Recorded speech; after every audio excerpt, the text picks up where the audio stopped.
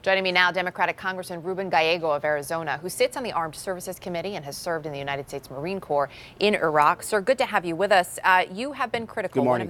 Good morning. One of the many questions I know you have is about the cost here, the cost that would be incurred. And that was actually brought up, your concern specifically, brought up yesterday with White House Press Secretary Sarah Sanders. Take a listen to her response. I don't think you can put a cost on American life. The president sees securing the border as national security issue and protecting Americans. If that congressman's so concerned, maybe he ought to show up and actually support legislation that would fix these problems instead of blaming the president who's actually trying to do something about it. We'd like to see him work with us in partnership and actually do something instead of just complain about it. What's your response? Well, I would gladly work with the president when his ideas aren't stupid and detrimental to the United States. Unfortunately, this is what this plan is. It was not planned out. It's using our National Guard's troops who are, greatly trained. You're going to pull them out of their private lives to essentially go and try to solve a political problem.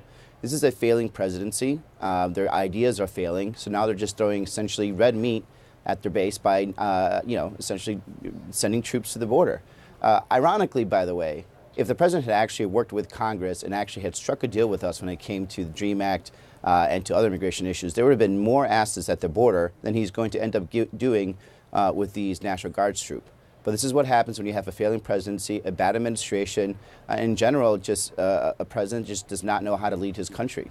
We should point out the president, though, setting the wheels in motion. Obviously, we know that your governor is on board, and your GOP colleague, Martha McSally, says now it's up to Democrats. In fact, here's what she had to say at a campaign stop yesterday. It depends on how long it takes to get the Democratic leadership to come to the table and be willing to provide the resources and everything we need to secure the table. Going on to say perhaps this will bring them back to the table.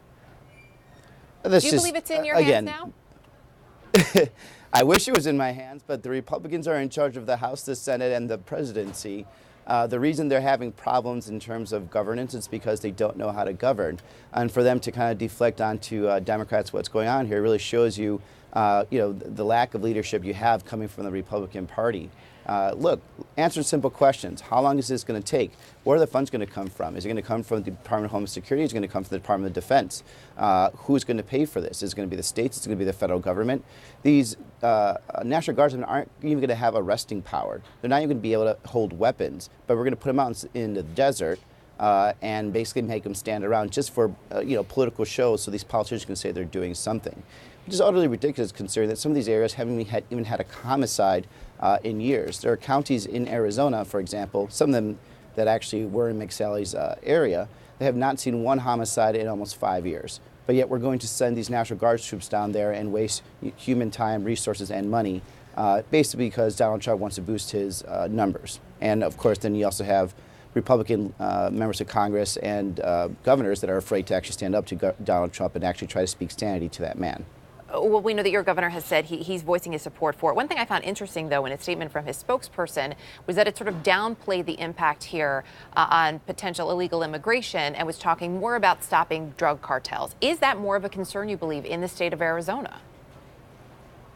Well, I think, we are always having problems, no matter what part of this country you have, with drugs and the extent to what drug cartels can do. If the governor is so concerned about that, he should really look at his state budget and actually implement, some changes and actually investments that would actually stop that. The drug cartel, the drug cartels here in Arizona are not necessarily going to be stopped by, again, these National Guardsmen who are going to be unarmed.